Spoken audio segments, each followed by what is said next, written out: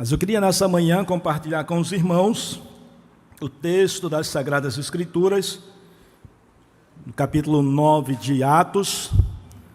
Os irmãos podem abrir a Bíblia aí, me acompanhem, apenas um versículo, mas eu gostaria que os irmãos não fechassem a Bíblia depois que lessem comigo esse versículo. Capítulo 9, versículo 31. Atos, capítulo 9, versículo 31. Diz o texto: a igreja, na verdade, tinha paz por toda a Judeia, Galileia e Samaria, edificando-se e caminhando no temor do Senhor, no conforto do Espírito Santo, crescia em número. Deus, nós te agradecemos pela tua palavra. E nessa manhã nós, carentes de que a nossa fé seja revigorada, de que a nossa fé, ó Deus, seja edificada ainda mais, nós te rogamos que o Senhor possa falar ao meu coração e ao coração dos meus irmãos, nessa manhã, em nome de Jesus e para a glória de Jesus. Amém. Queria destacar alguns ensinamentos desse texto, porém, queria traçar em primeiro lugar algumas considerações. Perceba o crescimento dessa igreja. Essa igreja não apenas crescia em número, mas essa igreja também crescia geograficamente, espacialmente. Nós percebemos isso no início do versículo e percebemos isso no final do versículo. Esse texto está dentro do capítulo 9, que relata esse crescimento da igreja. O reverendo Ronaldo Lidório, missiólogo, ele diz que pelo menos 3 movimentos do Antigo Testamento marcaram o crescimento da igreja. O primeiro movimento foi o movimento da espiritualidade. Capítulo 2 de Atos, quando o Espírito Santo desce sobre aquela comunidade de discípulos apóstolos, e aquela comunidade cresce exponencialmente. Ele diz que o segundo movimento de crescimento da igreja se dá ali a partir do capítulo 8. Impressionante, irmãos, porque normalmente nós esperamos que as coisas aconteçam e vá bem em termos de crescimento de igreja quando nós estamos em paz, quando os cofres da igreja estão crescendo. Mas o reverendo Ronaldo nos chama a atenção que o crescimento da igreja também, olhando para o capítulo 8 de Atos, cresce a partir do sofrimento. Nós conhecemos muito bem esse relato do capítulo 8. Diz que se estabelece uma grande perseguição, aqueles que estavam em Jerusalém se dispersam por todas as partes, e à medida que esse povo, não exatamente os apóstolos, porque o texto diz que os apóstolos ficaram em Jerusalém, mas os leigos, aqueles que não eram de fato os grandes conhecedores dos ensinamentos de Jesus, eles se espalham então por toda parte, mas à medida que eles vão se espalhando, eles vão pregando o evangelho, igrejas são plantadas, comunidades são organizadas. A partir do sofrimento, a partir da dor, a partir da perseguição, da contradição da vida, a igreja cresce. O reverendo Ronaldo diz que um terceiro movimento ali a partir do capítulo 13 de Atos, quando a igreja de Antioquia, em oração, buscando ao Senhor, o Espírito Santo pede para que aquela igreja, aquela comunidade, separe então Paulo e Barnabé para que façam uma obra, faça um trabalho de crescimento de igreja, mas também de que o evangelho seja espalhado por toda parte, agora de forma mais intencional. Nós estamos enviando uma igreja consciente daquilo que precisa fazer, envia então os seus missionários. Mas a outra coisa que eu queria chamar a atenção e destacar nesse texto é essa primeira palavra, a igreja. E eu queria recordar com os irmãos um pouco da essência, um pouco da identidade daquilo que nós chamamos de igreja. Certa vez perguntaram para o pastor Augusto Nicodemos o seguinte, e vejam que pergunta capciosa: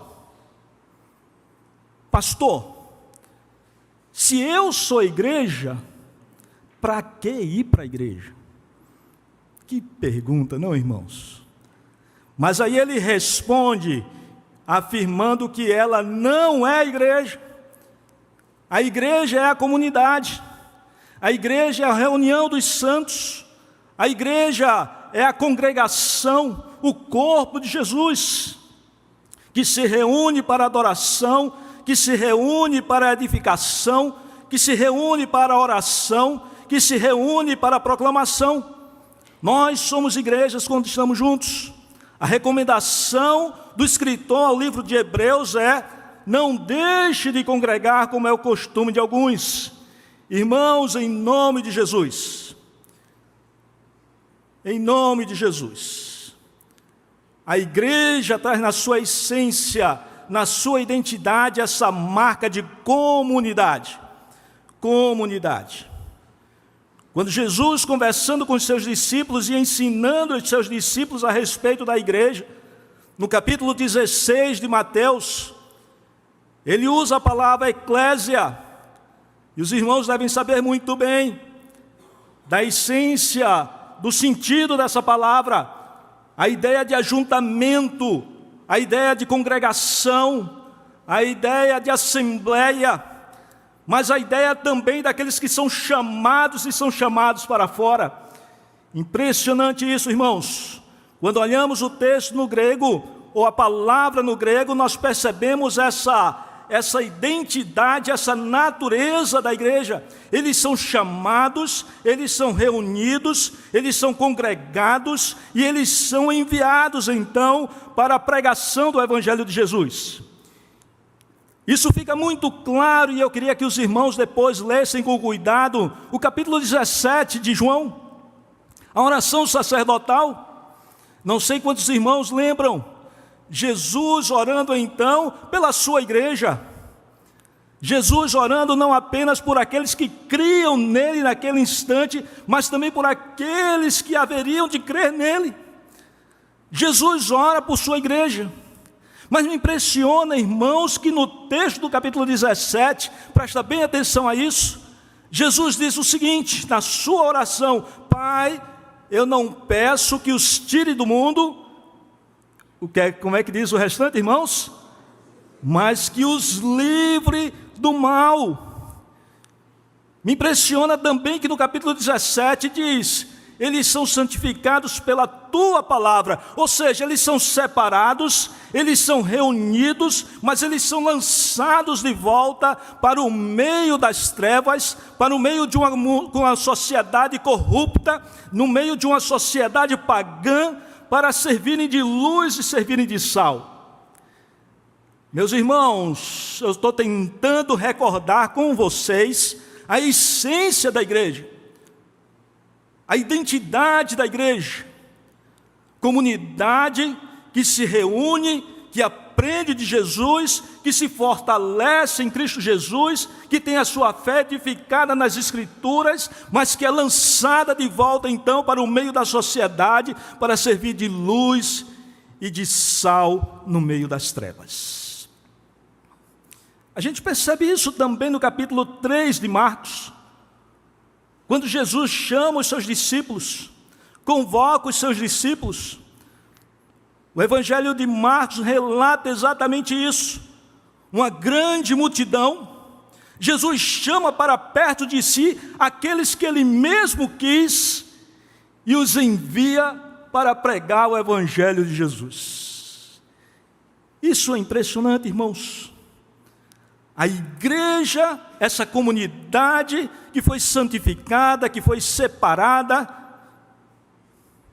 ensinada, mas ela é lançada de volta como verdadeiros missionários no meio de uma sociedade corrupta. Essa igreja crescia.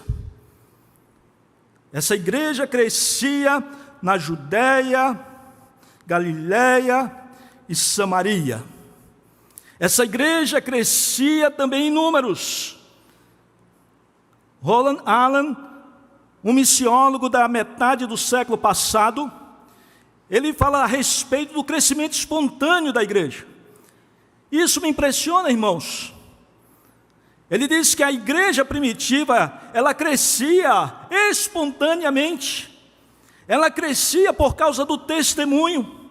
Ela crescia por causa do impacto da vida comunitária, daquelas pessoas que viviam de uma forma tão bonita, tão agregada, tão amável, tão cheia de bondade, que aqueles que estavam fora, olhando para aquela comunidade, diziam: eu quero participar disso, eu quero participar dessa comunidade.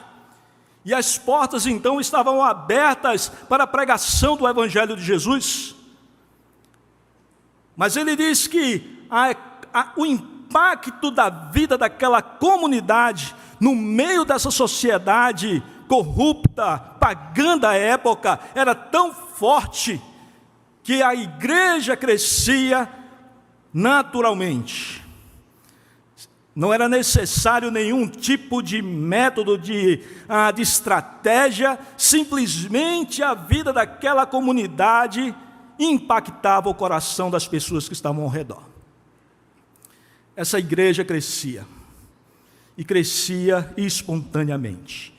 Uma igreja sadia, que cresce espontaneamente.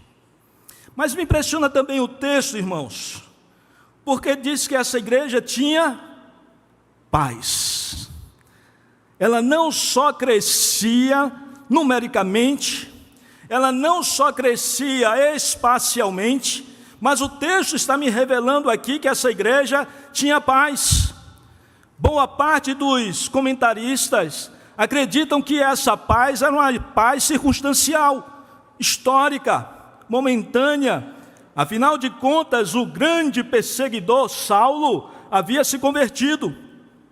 A perseguição intensa e densa, ela tinha esfriado um pouco.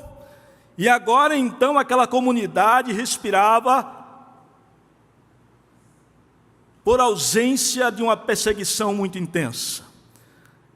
Essa igreja tinha paz. Mas o texto, no original, me permite pensar que essa paz não é apenas a paz circunstancial, a paz histórica do momento, do entorno, mas essa paz também é aquela paz que habita o coração, que se estabelece porque aquela comunidade que vivia em guerra com Deus, vivia longe de Deus por causa dos seus delitos e pecados e suas iniquidades, agora estabelece-se a paz com Deus. Voltamos a ser amigo de Deus, ou aquela comunidade retornou a ser amiga de Deus. Meus irmãos, que coisa linda! O Deus Todo-Poderoso, aquele que está sentado no alto e sublime trono, aquele que governa o universo, aquele que não permite que nem um fio do nosso cabelo caia, que não seja pela sua ordem, pela sua palavra, ele se estabelece, ou ele se apresenta agora como amigos da sua igreja. Capítulo 15 de João: não vos chamo mais de servos, mas os chamo de amigos. Amigos de Deus. A paz estabelecida. A paz estabelecida. Essa igreja tinha paz. Mas também essa palavra me permite pensar a respeito daquela paz que é descrita por Paulo em capítulo 4 de Filipenses, Os irmãos lembram?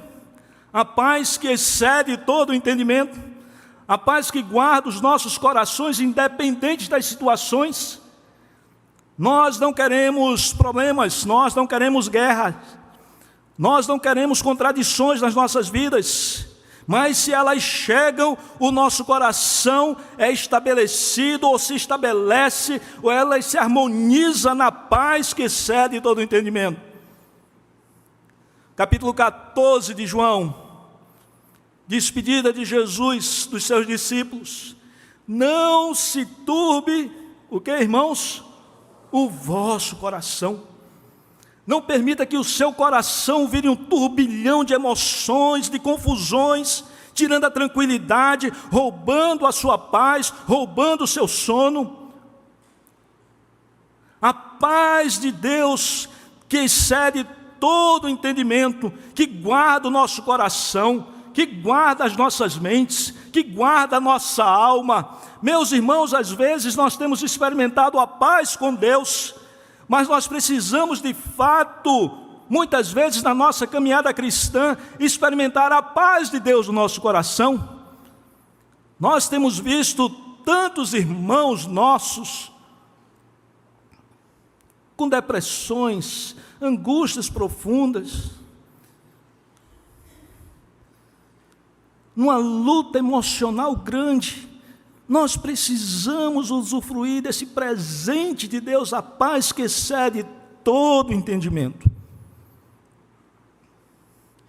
Não sei quantos conhecem o Rio Negro, Rio Negro largo ali no Amazonas.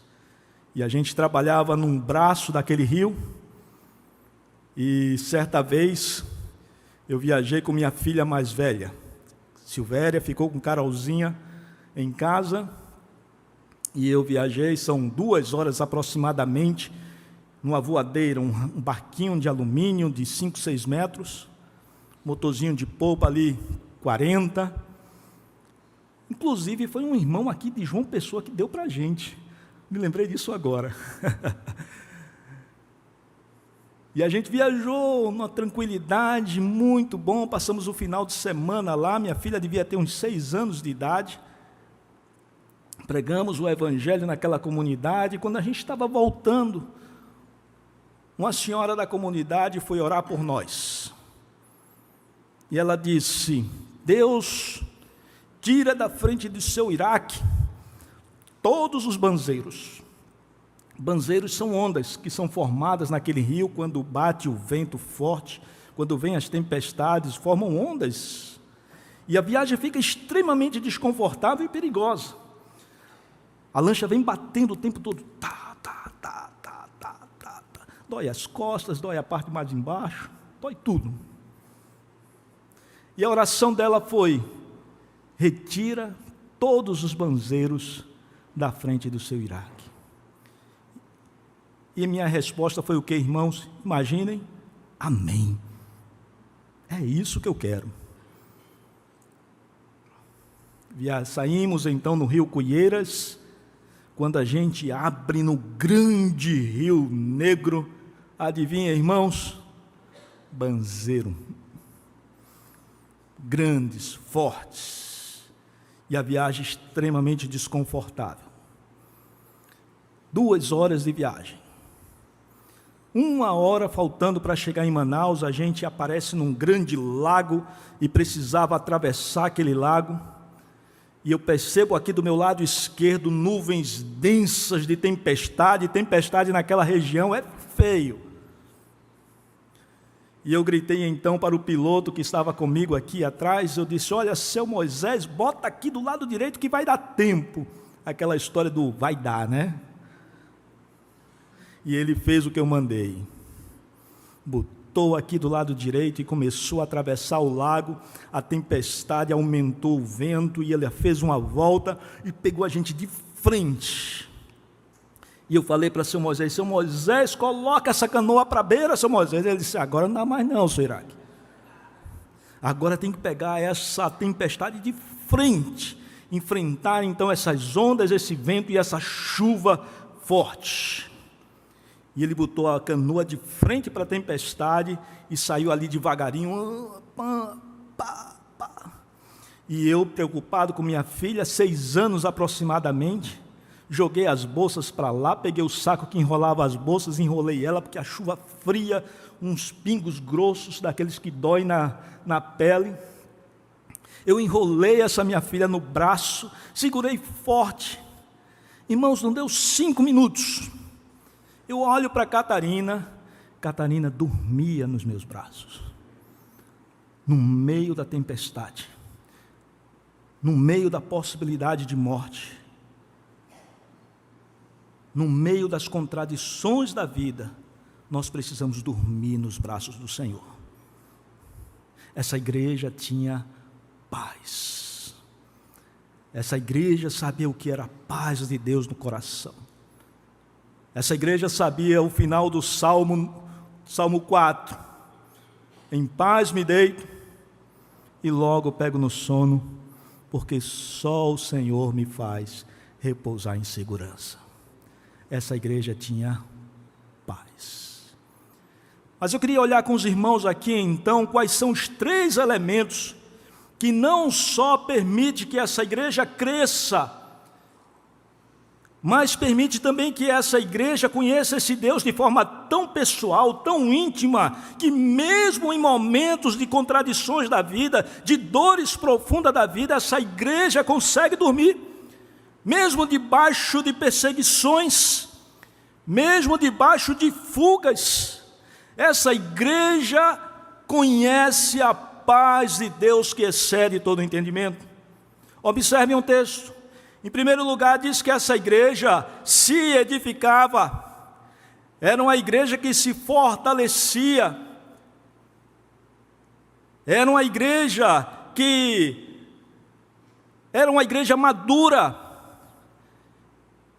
E a descrição dessa maturidade, o processo dessa maturidade, desse crescimento dessa igreja, dessa edificação dessa igreja, é muito visível no capítulo 2, a partir do versículo 42. Em primeiro lugar, o texto diz aqui, os irmãos podem ler em casa depois com calma, mas se tiver aí com o texto aberto, vai perceber algumas palavras que eu quero destacar aqui.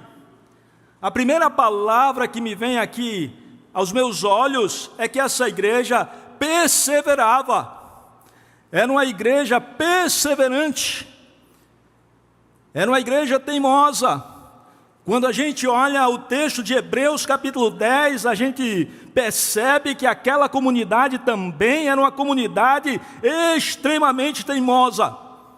As situações, o entorno, o universo parecia que conspirava contra aquela igreja e ela teimosamente permanecia. Mas mesmo assim o autor diz assim: vocês necessitam de perseverança. Vocês precisam permanecerem firmes naquilo que vocês creem. Mas vejam aqui no capítulo 2 de Atos, que ela era uma perseverança na doutrina. Estava ao redor da doutrina, estava ao redor do conhecimento teológico, das Escrituras. Meus irmãos, em nome de Jesus, se nós queremos crescer como igreja, em números, queremos crescer aqui como igreja que se espalha aqui na região de João Pessoa, e além de João Pessoa, em nome de Jesus, nós precisamos estar fortes na nossa doutrina. Nós precisamos conhecer as Escrituras, precisamos amar as Escrituras. Isso me faz lembrar o salmista, quando no Salmo 1 ele diz: é a minha meditação de dia e de noite. Irmãos, precisamos estar com o coração cheios da palavra de Deus. As nossas emoções, o nosso comportamento, a nossa vida, as nossas decisões precisam ser pautadas e encaminhadas nas Escrituras. Mas o texto aqui também nos revela que essa edificação se estabelecia na comunhão. Não apenas nesse momento belíssimo E é extremamente significante quando, uma vez por mês, nós armamos a mesa aqui, distribuímos o pão e o vinho, momento de edificação, de derramar da graça, e relembramos a morte e ressurreição de Jesus. A igreja edificada nesse momento, quando relembra a ação de Jesus, quando relembra o evangelho de Jesus. John Piper dizia: nós precisamos pregar o evangelho para nós mesmos todos os dias, porque o diabo está tentando tomar café com a nossa fé. Precisamos relembrar quem é Deus, precisamos relembrar quem é Jesus, precisamos relembrar da obra de Jesus na cruz, dos seus efeitos na nossa vida, quem nós éramos e quem nós somos hoje. Aquela mesa nos faz recordar a obra de Jesus, a sua morte, a sua ressurreição e a sua vinda. Amém, irmãos? Jesus está voltando, estamos voltando para casa. Oh, irmãos, isso edifica a nossa caminhada, sustenta a nossa fé. Mas não só na Santa Ceia, mas a própria convivência diária. A vivência diária. Eu estava observando, agora eu estou com essa mania agora de negócio de plantio de igreja, tal, plantar a igreja, e como é que é a igreja, como é a eclesiologia, tal, não sei o quê. E a gente decidiu fazer uma volta lá em Recife, olhando essas igrejas chamadas de igrejas contemporâneas, tal.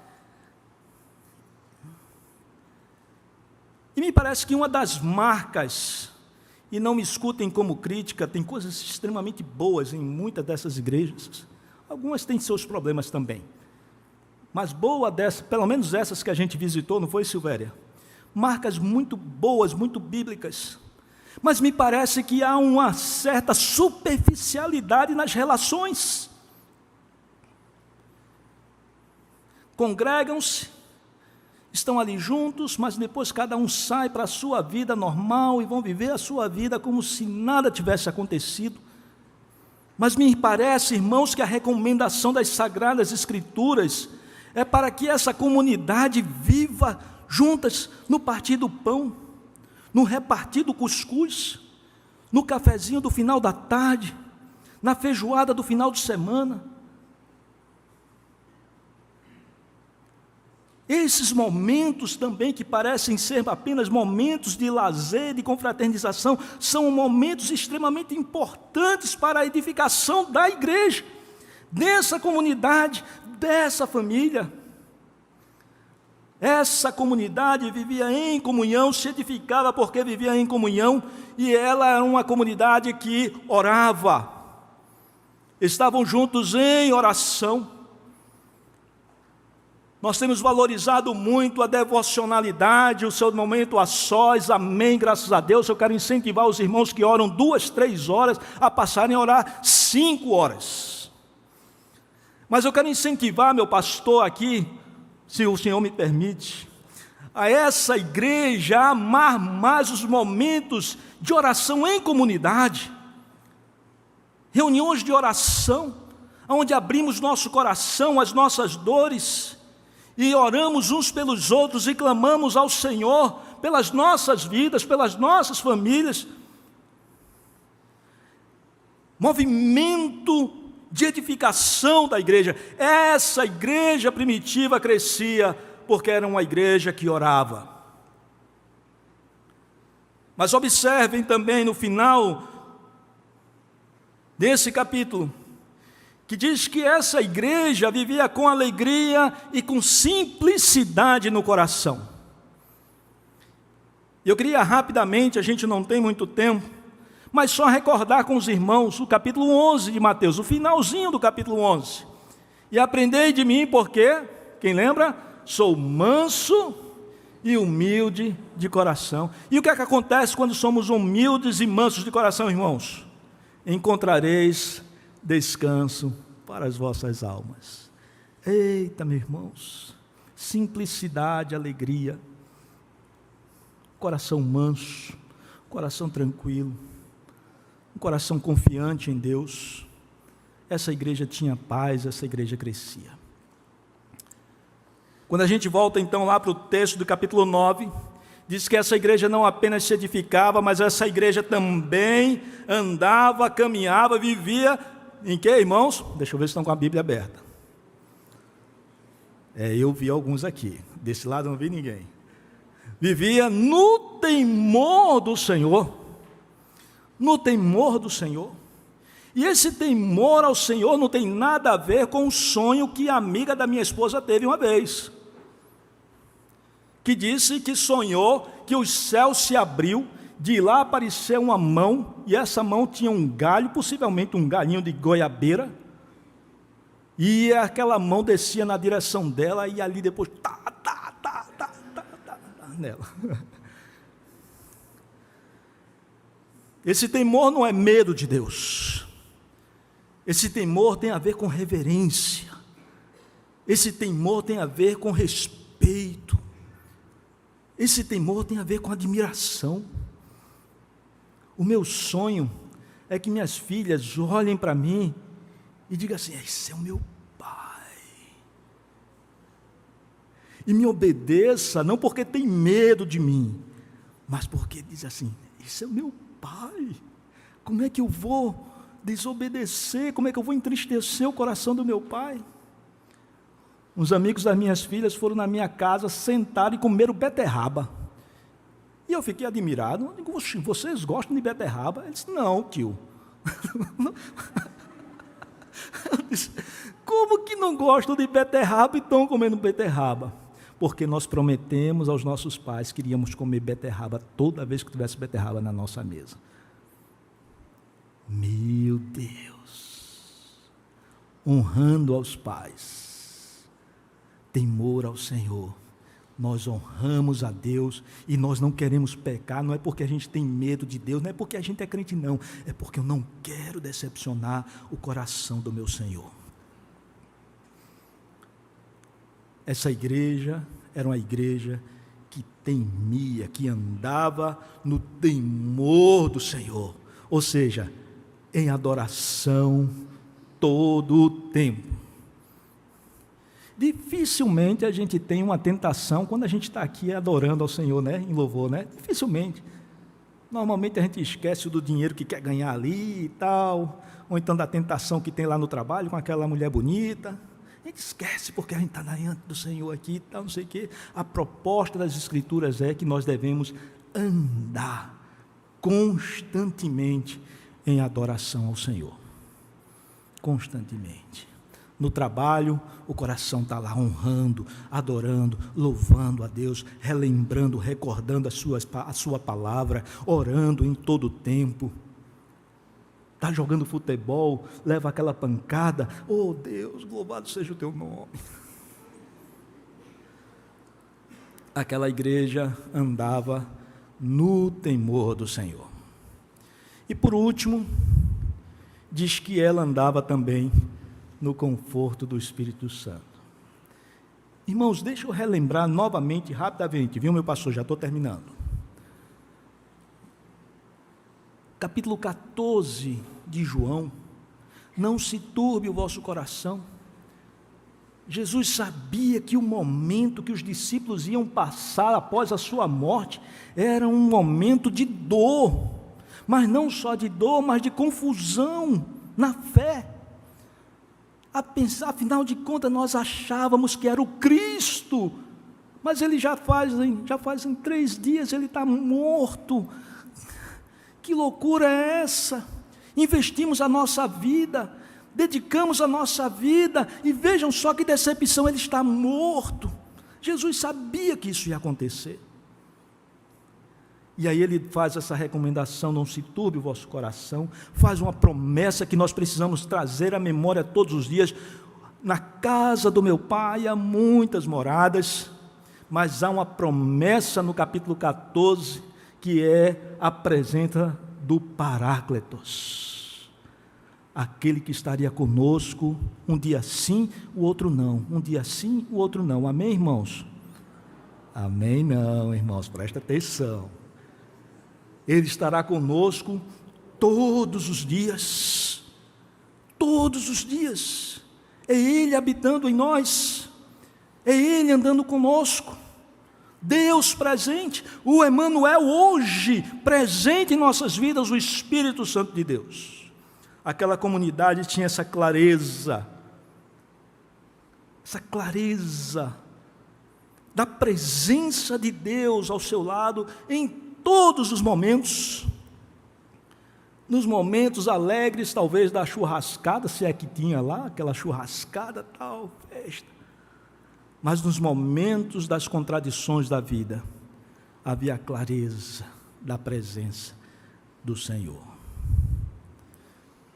Meus irmãos, a minha oração é que essa palavra do Senhor, não o meu discurso, mas aquilo que os irmãos percebem que está nas Escrituras, possa edificar o seu coração, consolar o seu coração, encher o seu coração de paz, encher o seu coração de alegria, encher o seu coração de disposição de fazer o trabalho missionário. Amém, meus irmãos? Muito bem. Emendo? Tá bom. O pastor pediu para a gente olhar aqui rapidamente com vocês alguns desafios missionários. Deixa eu colocar aqui, então, pode jogar aí o primeiro slidezinho. Será que está aí? Isso. Vejam só, desafio missionário. Eu quero colocar esse novo paradigma, ou esse paradigma que está direcionando o trabalho missionário, que são os obreiros locais. Eu não sei se os irmãos lembram, mas durante a mensagem eu falei de que a igreja crescia principalmente por causa daqueles leigos. Não necessariamente por causa dos apóstolos. Os apóstolos ficaram em Jerusalém, mas os leigos que foram se espalhando, eles foram pregando o evangelho de Jesus e igrejas eram plantadas. O historiador Mark Green, ele chega a dizer que, de fato, essa igreja primitiva cresceu, principalmente geograficamente, por causa do que ele chama de obreiros leigos, e não por causa dos missionários profissionais. Não sei se os irmãos me entendem.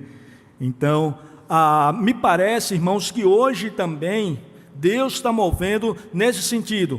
Talvez seja o encerramento da história. Começou a história com um boom por causa dos locais, e me parece também que hoje essa história está se fechando, a história divina está se fechando, também por causa desse bloom, ou nesse sentido do bloom, do crescimento de obreiros locais. O que eu estou querendo dizer que eu creio, e tudo aponta, que o final da tarefa missionária vai ser feita por esses obreiros locais. Então há um grande movimento, a agência se movimentando, o reverendo Ronaldo Lidório mudou todo o seu modelo, a sua estrutura de ministério, focando nos obreiros locais. Próximo. Ainda são 7.000 povos não alcançados. Desses 7.000 povos, irmãos, queria chamar a atenção de uma coisa: pelo menos a metade estão dentro de uma classificação que nós chamamos hoje de não engajados. Isso é muito sério. Mais da metade são povos não engajados. Que são povos não engajados? São aqueles que não têm nenhuma iniciativa intencional para a evangelização e para o plantio de igreja nesses locais. Ou seja, não tem missionário, pode ser até que tenha 1 ou 2 crentes, mas esses crentes não têm força de crescimento nenhuma. Então, pelo menos a metade desses povos não alcançados não tem nenhuma iniciativa intencional para a evangelização e o plantio de igrejas. No Brasil, são 120 povos de não engajados. Por favor, o próximo. Aí eu coloquei aqui, indígenas do Nordeste. Aí minha mulher olhou e disse assim: isso aqui não é o Nordeste. Essa foto não é do Nordeste. Aí eu disse: fica calma, porque eu sei o que estou fazendo. O que eu queria apenas colocar como um contraponto: enquanto no Norte há um movimento do derramar da graça de Deus, impressionante, irmãos. Eu era criança pequena, na igreja presbiteriana do Pina, escutava os missionários de Novas Tribos, de Meva, falando o seguinte: trabalhar com índio é muito difícil, eu trabalho lá há 10, 20, 30 anos, não tem nenhum convertido, tinha 2, mas um voltou a beber, outro voltou a fumar, tal. Era esse discurso não muito motivador. Mas hoje Deus tem derramado uma graça especial. O pastor Andrew teve a oportunidade de ter um pequeno vislumbre disso, enquanto que o Espírito de Deus tem sido derramado nas florestas amazônicas, indígenas se convertendo, igrejas sendo plantadas, ao ponto de que a ênfase do trabalho missionário no Amazonas deixou de ser a evangelização, mas passa a ser agora a formação de liderança. Amém, irmãos? Não sei se isso alegra o seu coração, mas alegra o meu. Então, próximo. Então, a força dos locais na propagação do Evangelho, ela é um grande paradigma, completando também o paradigma de plantio de igrejas. Não sei se os irmãos percebem isso. No século passado, a gente fala assim, no século passado é massa, né? Parece que é um negócio bem longe, mas não, foi um dia desse. Eu estava no século passado. Quantos estavam no século passado aqui? Não precisa levantar a mão, não. No século passado, me parece que a grande força, o grande paradigma era a evangelização. Não sei se os irmãos lembram disso. Todo mundo falava, vamos evangelizar o bairro, vamos evangelizar não sei o quê, as cruzadas evangelísticas, precisamos alcançar as nações com a evangelização e tal. Hoje o discurso qual é? Vamos plantar igrejas. Vamos plantar a igreja. Vamos plantar a igreja ali, vamos plantar a igreja lá, tal, vamos enviar gente para plantar a igreja. Então me parece que esse é o grande paradigma do movimento missionário. E isso feito, então, pelos obreiros locais. Próximo. E aí está, então, um desafio que foi lançado para mim, para Andrew e para outros. Alguns irmãos da África, de Angola, nos lançou o desafio de ajudá-los nesse processo de preparar obreiros locais para o plantio de igreja. Vejam que coisa linda. E aí, quando entraram em contato, eu falei para ele assim, mas pastor, na Angola tem muita coisa acontecendo, tem muitos missionários e tal. E aí ele me veio com um argumento que para mim foi chave. Ele disse, pastor, tem muita coisa acontecendo, mas todas as agências na Angola, elas são estrangeiras trabalhando com os locais. A nossa agência é uma agência angolana e trabalhando para o plantio de igreja. Eu disse, fechou, então a gente vai entrar nessa. Não foi, Andrew? Vamos entrar nessa, porque é uma agência de obreiros locais, de gente da região, de angolanos, plantando igrejas. E isso encantou o nosso coração. E eles pediram, então, treinamento em 4 áreas. Na área de plantio de igrejas, vejam só que coisa linda. Na área de plantio de igreja, na hora de formação de obreiros, ou seja, da formação de liderança para aquela igreja que será plantada, na área de cuidado missionário, para cuidar dos seus missionários, e na área de pesquisa, porque não se avança no trabalho transcultural sem se fazer uma pesquisa antes, saber aonde é, como é, quantos tem, quantos não tem, se fala, se não fala, e etc, etc, etc. E pediram então nessas 4 áreas. Então aí a gente está aí mobilizando com o pastor Andrew, mais 2, 3, mais 2, mais 3? Mais 3. É o Craig, que é da Saim, ele é um americano, mas que trabalha aqui no Brasil há muito tempo.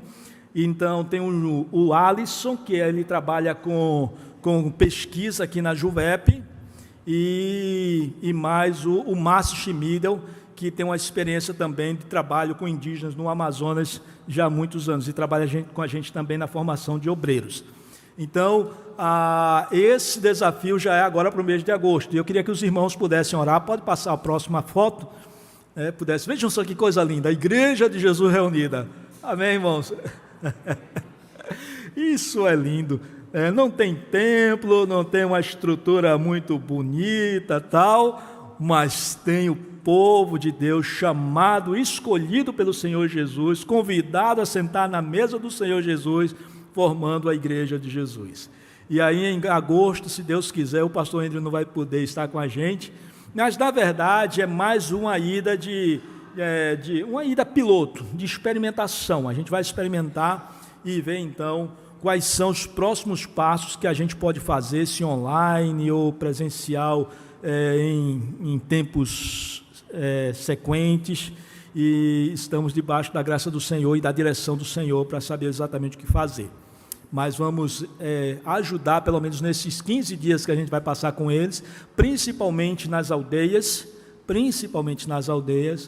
colaborando com os nossos irmãos leigos, mas que amam a Jesus, querem plantar igreja e plantar da melhor forma possível. Deus abençoe grandemente. Meu pastor, me perdoe o tempo.